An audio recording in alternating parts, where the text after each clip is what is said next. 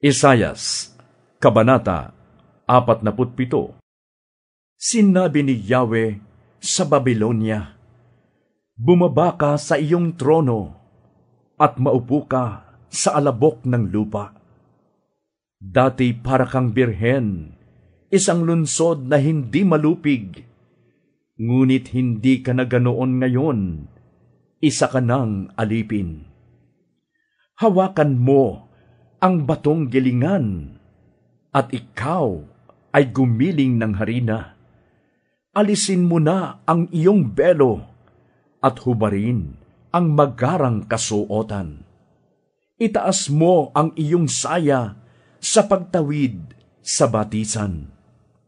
Malalantad sa mga tao ang hubad mong katawan, mabubunyag ang kahiya-hiya mong kalagayan. Walang makakapigil sa aking gagawin, ako'y maghihiganti. Ang Diyos ang siyang nagligtas sa amin, siya ang banal na Diyos ng Israel. Ang pangalan niya ay Yahweh, ang makapangyarihan sa lahat.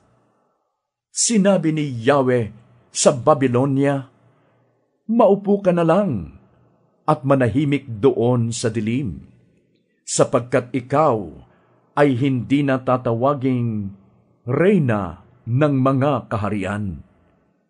Nang ako'y magalit sa mga lingkod ko, sila'y aking itinakwil, aking pinabayaan na masakop mo at maging alipin. Pinarusahan mo silang walang awa, pati matatanday pinagmalupitan mo. Sapagkat akala mo'y mananatili kang reyna habang panahon, hindi mo na naisip na magwawakas ito pagdating ng araw. Pakinggan mo ito, ikaw na mahilig sa kalayawan at nag-aakalang ikaw ay matiwasay. Ang palagay mo sa sarili, kasing dakila ka ng Diyos, at ang paniwala mo'y wala kang katulad. Inakala mong hindi ka mabibiyuda at hindi mo mararanasan ang mamatayan ng anak. Ngunit isang araw, sa loob lamang ng isang saglit, anumang salamang ka o mahika ang iyong gawin, mangyayari ang dalawang bagay na ito. Mawawala ang iyong asawa at ang iyong mga anak.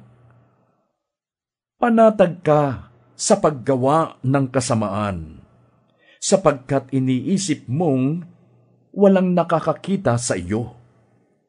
Iniligaw ka ng iyong karunungan at kaalaman.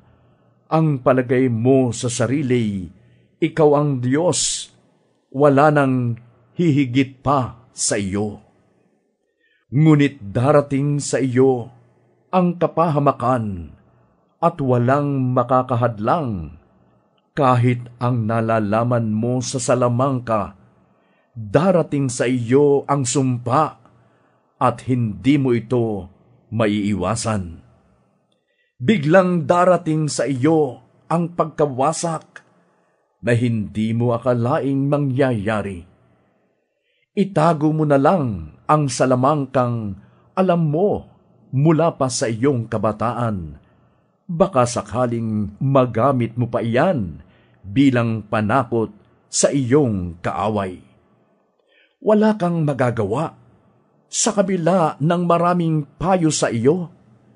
Patulong ka man sa inaasahan mong mga astrologo, sa mga taong humuhula ng mangyayari bukas, batay sa kalagayan ng kalangitan at mga bituin.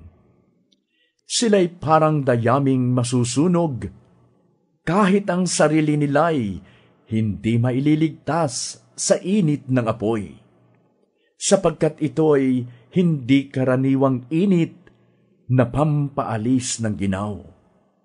Walang maitutulong sa iyo ang mga astrologo.